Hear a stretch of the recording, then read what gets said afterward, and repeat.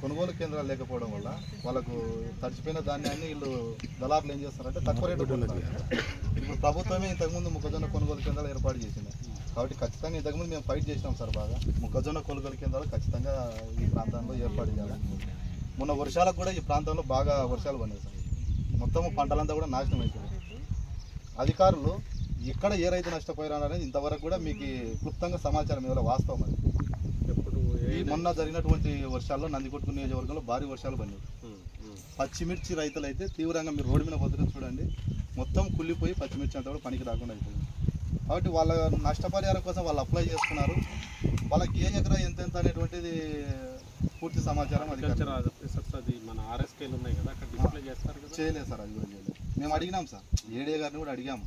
మీరు నష్టపరిహారం ప్రభుత్వం ఇస్తూ ఉంటుంది కదా, ఎంతవరకు మీరు ప్రభుత్వానికి సరెండర్ చేశారని. కాబట్టి అది కూడా లేదు. ముఖ్యంగా ఏమంటే సార్ మీకు ప్రధాన సమస్య ఏమంటే ఎరువులు.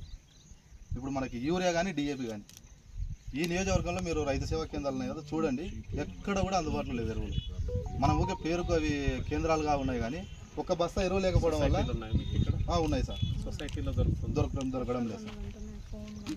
గత ప్రభుత్వంలో కూడా ఈ ఆర్బీకేలకు వచ్చేటువంటి ఎరువులంతా కూడా మీకు ఆల్రెడీ అప్పుడు ఒకటి కంప్లైంట్ చేశారు. ఇప్పుడేమంటే డిఏపి లేదు, యూరియా లేదు, మొత్తం బ్లాక్ మార్కెట్లోనే. దాదాపు యూరియా సంచి 260 ఉంటే 330 నుంచి 350 వేల వరకు దాదాపుగా మేము వారానికి 2 రేక్స్ అన్నా పంపిస్తాం. ఎస్ సార్, మీరు విజిట్ చేయండి పోయేటప్పుడు రోడ్డు మీద ఎక్కడన్నా. ఆర్ఎస్కేలు అసలు ఏమి రిక్వైర్మెంట్ సార్ కూడా రివ్యూ చేస్తారు.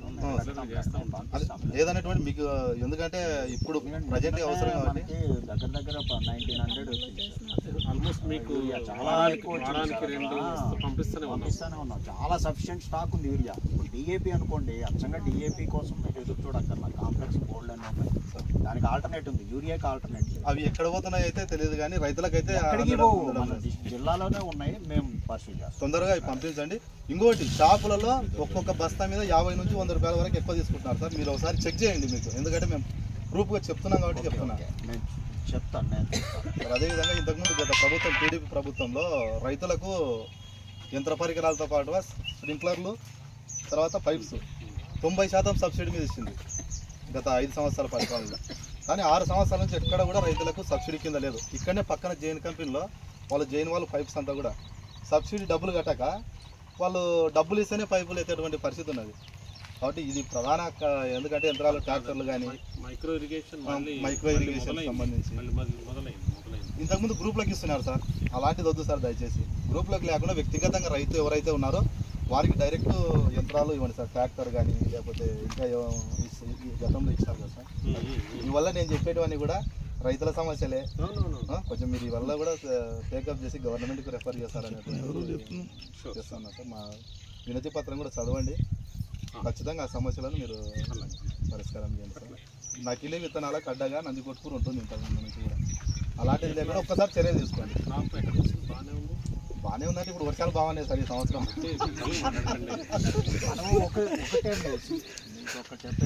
మనం ఎప్పుడు ఏం బాగాలేదంటే అలాగే ఉంటుంది సార్. పత్తి సార్ కాటన్ ఈ ప్రాంతంలో ఎక్కువ. మిడుతూరు మండలంలో కాటన్ తప్ప వేరేది పండించారు. కానీ ఒకసారి పెద్ద ఎత్తున నకిలీ విత్తనాలు వచ్చినాయని ఇప్పుడు కాటన్ నకిలీ కాదులేండి, నకిలీ కాదు, కాటన్ నకిలీ.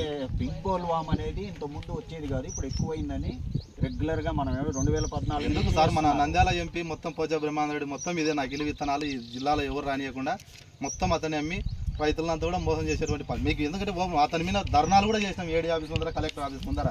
ఇప్పుడు ఏదైనా ప్రభుత్వం మారిందని సైలెంట్గా ఉంటాడేమో కానీ గతంలో మొత్తం చేసినటువంటి ఆ రైతులకి వచ్చిన ఇదేంటంటే ఇది కాదు. రైతులు చెప్పడం ఏంటంటే 6 క్వింటాల్ కంటే ఎక్కువ రావట్లేదండి. 6 క్వింటాల్స్ వస్తే మనకి లాభదాయకం కాదు. ఇప్పుడు పింక్ బోల్వామ్ అనేది ఎక్కువ వస్తుంది, ఎందుకంటే బీటీ కాటన్లో పింక్ బోల్వామ్కి గ్యారెంటీ ఇవ్వట్లేదు. అందుకనే అది రాలేదు కాబట్టి మేము తగ్గించాము. దానికంటే మనకి బాగా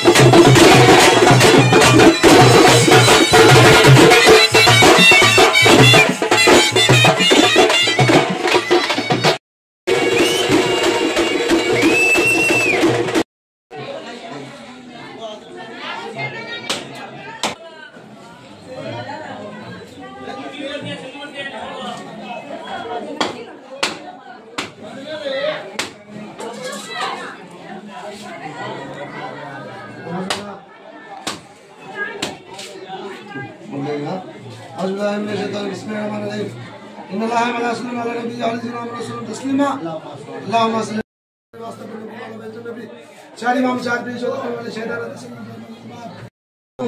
هذا بفضل بسم الله الحمد لله رب العالمين هذه الصلاة المستقيمة صلاة رسولنا الحمد لله المغفور عليه آمين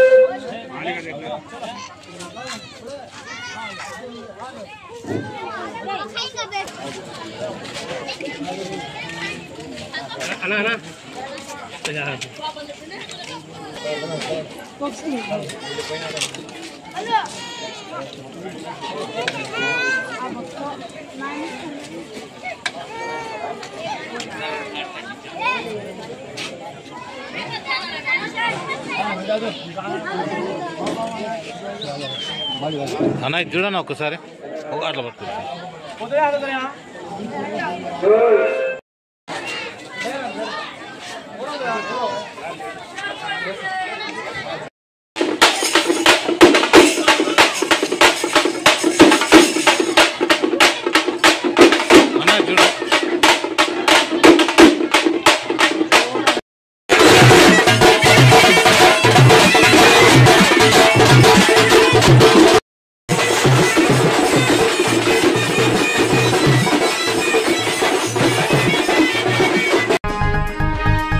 చూడు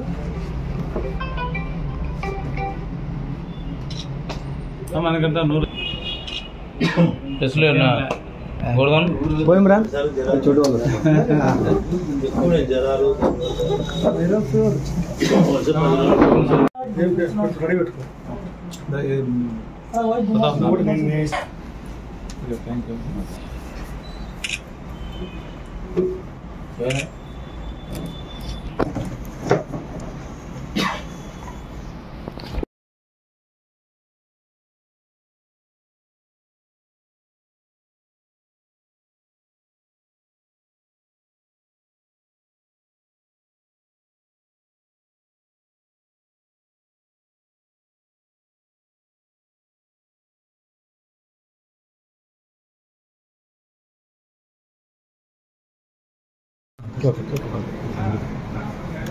అందరికీ నమస్కారాలు.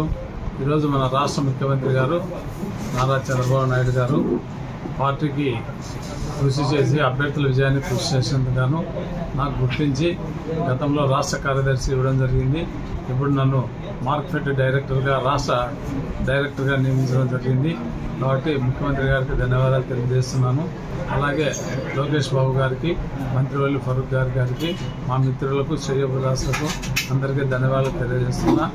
ఈ పదవి వల్ల నేను రైతులకు ఏదైతే మార్కెట్ ద్వారా సహాయ సహకారాలన్నీ అందుతాయో అవన్నీ కూడా నేను చేస్తానని చెప్పి మీడియా ముఖంగా తెలియజేస్తున్నాను. అందరికీ ధన్యవాదాలు.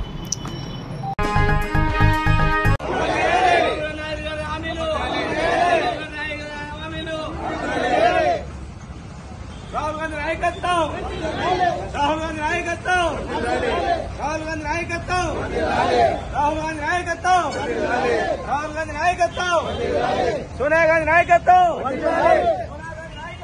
కూటమి ఎన్నికలకు ముందు ఇచ్చిన హామీలను వెంటనే, ఎన్నికలకు ముందు హామీలు ఇచ్చినటువంటి చంద్రబాబు నాయుడు వెంటనే సూపర్ సిక్స్ ని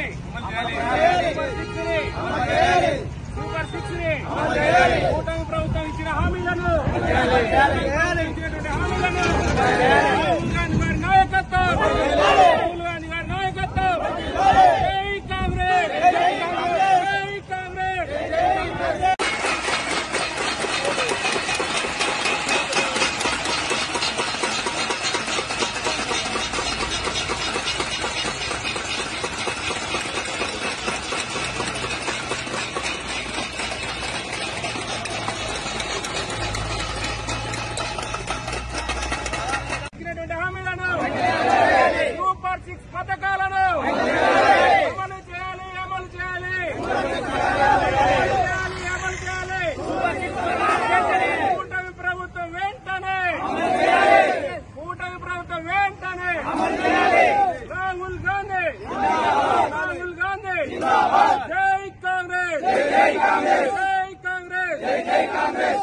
ప్రియాంక గాంధీ గారి నాయకత్వం, ప్రియాంక గాంధీ గారి నాయకత్వం, సోనియా గాంధీ గారి నాయకత్వం, సోనియా గాంధీ గారి నాయకత్వం, సోనియా గాంధీ గారి నాయకత్వం, మల్లికార్జున గారి నాయకత్వం, మల్లికార్జున గారి నాయకత్వం, రెడ్డి గారి నాయకత్వం, రెడ్డి గారి నాయకత్వం, రెడ్డి గారి నాయకత్వం,